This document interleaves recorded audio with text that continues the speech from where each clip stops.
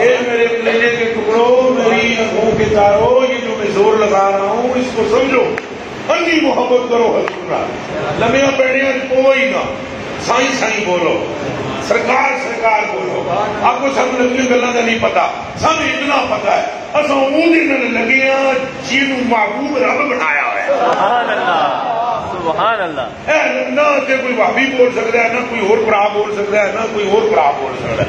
یہاں سارے براواں آگو ہے سارے ہاتھ کرتے ہو تم کرو موجاں، نہیں سمجھ آتی ساری گل نہ سمجھو.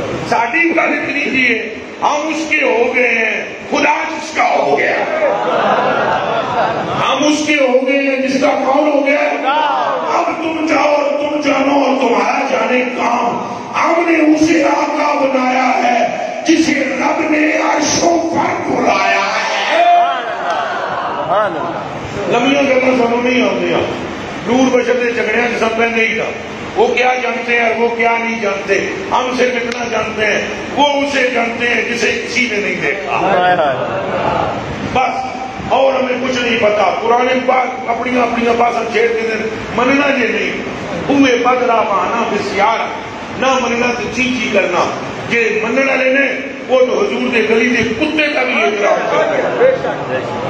مولانا جامی رحمۃ اللہ علیہ تعالیٰ فرماتے ہیں کاش کے مدینے کی گلی میں کسی کتے کا نام جامی ہوتا، اسی طرح میرے آقا کے لبوں پر جامی نام تو آیا ہوتا. اور حضرت امام مالک کے سامنے ذکر کیا گیا حضور پاک کا. امام مالک امام مالک لا الہ الا اللہ محمد رسول اللہ میں پڑھ کے کب گیا حضور کا ذکر کیا گیا ہینج ہو گئے، ہینج کھلوتے ہو سر، ہینج ہو گئے.